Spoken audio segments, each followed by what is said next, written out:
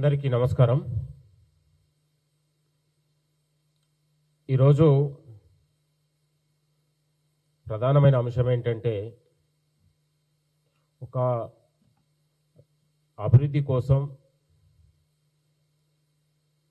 ఇవాళ ఒకవైపు జూబ్లీహిల్స్ ఉప ఎన్నిక, జూబ్లీహిల్స్ ప్రజలందరూ కూడా అభివృద్ధి వైపు పట్టం కడుతుంటే, అభివృద్ధిని కోరుకుంటుంటే కేటీఆర్ మాత్రం ఒక విష ప్రచారాలు చేస్తూ అబద్ధాలను నిజం చేయాలనుకునే ఒక ప్రయత్నంలో నిత్యం ఉన్నాడు.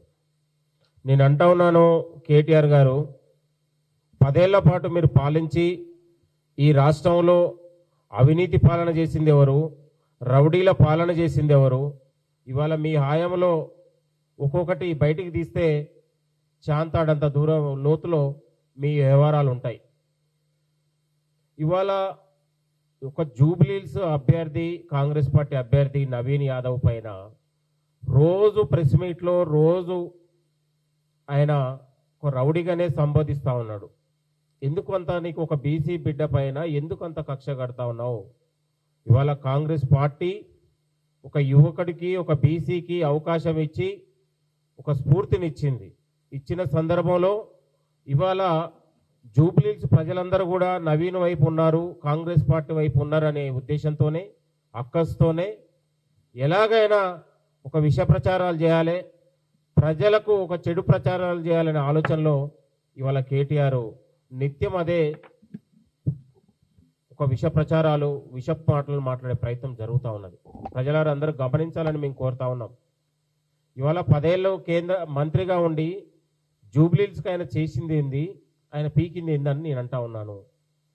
ఏమన్నా అక్కడ ఏమన్నా పర్యటన చేసి ఏమైనా అభివృద్ధి కార్యక్రమాలు చేసిండా, లేదా పోయినా ఎమ్మెల్యే ఏమైనా చేశాడు? అక్కడ ప్రజలకు చేసింది ఏంది? ఇవాళ కాంగ్రెస్ ప్రభుత్వం వచ్చిన తర్వాత ఇవాళ అనివార్యంగా జూబ్లీహిల్స్ ఉప ఎన్నిక వచ్చింది. వచ్చిన దాంట్లో అక్కడ ప్రజలందరూ కూడా అభివృద్ధిని కోరుకుంటున్నారు.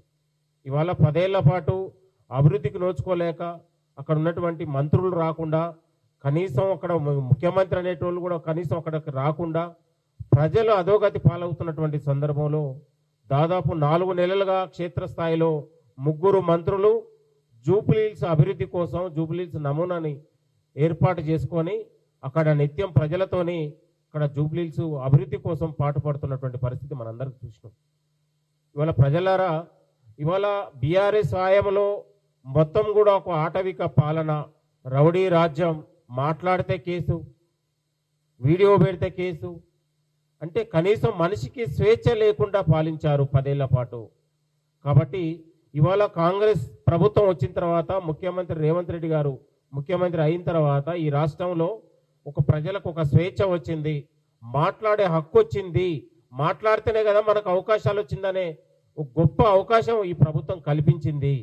కాబట్టి జూబ్లీహిల్స్ ప్రజలు అభివృద్ధికి, కాంగ్రెస్ పార్టీకి, ప్రజాప్రభుత్వానికి పట్టం కట్టబోతున్నారు. బీఆర్ఎస్ పార్టీ ఎన్ని కుట్రలు చేసినా, ఎన్ని కుతంత్రాలు చేసినా, ఎన్ని వీడియోలు మార్ఫింగ్ చేసినా, ఎంత విష ప్రచారాలు చేసినా హైదరాబాద్ ప్రజలు, జూబ్లీహిల్స్ ప్రజలు నమ్మరనే విషయాన్ని ఈ సందర్భంగా మేము గుర్తు చేస్తూ ఉన్నాం. గతంలో ఇవాళ వాళ్ళు మంత్రులను ఏ రకంగా అవమానం చేశారు, ఎమ్మెల్యేలు ఏ రకంగా అవమానం చేశారనేది మనం మీడియాల రూపంలో, పత్రికల రూపంలో అనేక సార్లు చూసినాం. ఇవాళ అజారుద్దీన్ గారు ఇవాళ ఈ దేశానికి క్రికెట్కే వన్నె తెచ్చి ఒక సమర్థుడు, ఇవాళ ఒక కెప్టెన్గా దేశం ప్రఖ్యాతిని పెంచినటువంటి అజారుద్దీన్ గారిని సేవలను గుర్తించి ఇవాళ కాంగ్రెస్ పార్టీ వర్కింగ్ ప్రెసిడెంట్గా, గతంలో ఆయన పోటీ చేసి ఓడిపోయినటువంటి సందర్భం అయినా కూడా ఆయన యొక్క సమర్థత్వాన్ని గుర్తించి ఇవాళ ఒక మంత్రిని చేయబోతా ఉన్నది. ఇప్పుడు అజారుద్దీన్ గారికి మంత్రి పదవి ఇస్తే, ఒక ముస్లింకి మంత్రి పదవి ఇస్తే బీఆర్ఎస్ పార్టీకి వచ్చిన నొప్పింది, వచ్చిన బాధ ఏంటి? మంత్రి పదవి ఇవ్వలేకపోతే మైనార్టీలకు కనీసం మంత్రి పదవి లేదని విష ప్రచారాలు చేస్తారు. ఇస్తే కనీసం స్వాగతించాల్సకున్నా ఎందుకు ఈ యొక్క విష ప్రచారాలని మేము మాట్లాడుతూ ఉన్నాం? మైనార్టీ సంక్షేమానికి, ప్రజా సంక్షేమానికి ఈ కాంగ్రెస్ పార్టీ కట్టుబడి ఉంది. ప్రజల కోసం, తెలంగాణ రాష్ట్ర అభివృద్ధి కోసం నిత్యం 24 నెలల నుంచి ముఖ్యమంత్రితో సహా మంత్రులు క్షేత్రస్థాయిలో ప్రజలతోనే సంబంధాలు కొనసాగిస్తూ ఉన్నారు. కాబట్టి కాంగ్రెస్ ప్రజాప్రభుత్వంలోనే మైనార్టీలకు గౌరవించింది. హైదరాబాద్ అభివృద్ధి జరిగింది.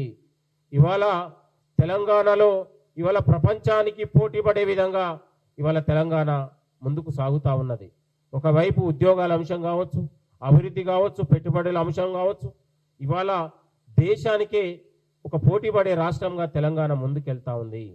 ఇవాళ అవినీతి అక్రమాలకు పాల్పడి 10 ఏళ్ల పాటు తెలంగాణను దోచుకున్న దొంగలు మళ్ళొకసారి ఇవాళ అవకాశం రాగానే ఏదో మేము ప్రజలకు ఏదో చేసినామని ఉద్ధరించినామని ఇవాళ అబద్ధాలు చెప్పుకొని ఇవాళ మాట్లాడితే ప్రజలు నవ్వుకుంటా ఉన్నారని కూడా ఈ సందర్భంగా గుర్తు చేస్తూ ఉన్నాం. అసలు కేటీఆర్కు ఇవాళ నేను పత్రికల్లో ఏదో చూస్తే బీసీలకు అడ్డే కాంగ్రెస్ అని సిగ్గుండాల కేటీఆర్ గారు. ఇవాళ బీసీ బిల్లును తీసుకొచ్చింది కాంగ్రెస్. ఇవాళ 5 కమిషన్లు వేసింది, ఈ దేశంలో 5 కమిషన్లు వేసింది. బీసీ ఉన్నటువంటి సామాజిక ఆర్థిక రాజకీయ కోణంలో అభివృద్ధి కోసం 5 కమిషన్లు వేసింది. 1955 నుంచి ఇవాళ 2025 వరకు అనేక దేశంలో అనేక కమిషన్లు వేసి ఇవాళ బీసీ ప్రజలకు అండగా నిలిచింది కాంగ్రెస్ పార్టీ అనే విషయాన్ని మర్చిపో. ఇవాళ కాంగ్రెస్ ప్రభుత్వం వచ్చిన తర్వాత ఇవాళ స్థానిక సంస్థల్లో బీసీలకు రిజర్వేషన్ల అంశాన్ని తెర మీదకి తీసుకొస్తే కనీసం ఇవాళ తెలంగాణ ప్రజలందరూ కూడా బంద్ కోసం రాజకీయాలకు అతీతంగా రోడ్ల మీదకి వచ్చి నిలబడితే నీ వాయిస్ లేదు, నీ కనీసం నువ్వు ధర్నాలు ఎక్కడ నీ పాల్గొనడానికి నీ ముఖం కూడా లేదు. నువ్వు మాట్లాడలేదు, మీ అయ్య మాట్లాడలేదు. అంటే బీసీల పట్ల ఎవరికి వైఖరి ఉందనేది ప్రజలకు అర్థం కావట్లేదా? 10 ఏళ్ల పాటు నువ్వు బీసీలకు చేసిందే ఉంది. 10 ఏళ్ళు అధికారంలో ఉండి నువ్వు చేసింది 350 కోట్లు మాత్రమే. 350 కోట్లైనా అల్లా ఎంబీసీలకు 150 కోట్లు మాత్రమే ఇచ్చారు. కాబట్టి బీసీల ద్రోవులు ఎవరైనా ఉండంటే అది బీఆర్ఎస్ పార్టీ మాత్రమే అనే విషయాన్ని ఈ సందర్భంగా గుర్తు చేస్తూ ఉన్నాం. కాబట్టి తెలంగాణ ప్రజలు కావచ్చు, యువకులు కావచ్చు, విద్యావంతులారా, ఒకసారి మన ప్రజాప్రభుత్వం వచ్చింది, మీరు అందరూ కూడా ఆలోచించాలని కూడా నేను తెలంగాణ ప్రజలకు కోరుతా ఉన్నాను. ఇవాళ జూబ్లీహిల్స్ అనేది ఒక అభివృద్ధికి జరుగుతున్నటువంటి ఒక ఎన్నిక. ప్రజలు అక్కడ అభివృద్ధిని కోరుకుంటా ఉన్నారు. 10 ఏళ్ల పాటు పాలించి తెలంగాణలో మొత్తం కూడా ప్రతి ఉప ఎన్నికలలో మీరు అందరూ చూసిరు, ఫోన్ ట్యాపింగ్లతోని పోలీసుల్ని అడ్డుపెట్టుకొని విచ్చలవిడిగా మద్యంతోని డబ్బులతోని అక్కడ ఒక ప్రజాస్వామ్యాన్ని కూని చేసి గెలిచి వాళ్ళు గతంలో చంకలు గుద్దుకున్నటువంటి పరిస్థితి. ఇవాళ మేము నిజాయితీగా ప్రజాస్వామ్యబద్ధంగా ఇవాళ చట్ట పరిధిలోనే ప్రజల ఆకాంక్షతోని ప్రజల ప్రేమతోని ఇవాళ కాంగ్రెస్ అభ్యర్థిని గెలిపించుకోవాలని మేము కోరుకుంటా ఉన్నాం.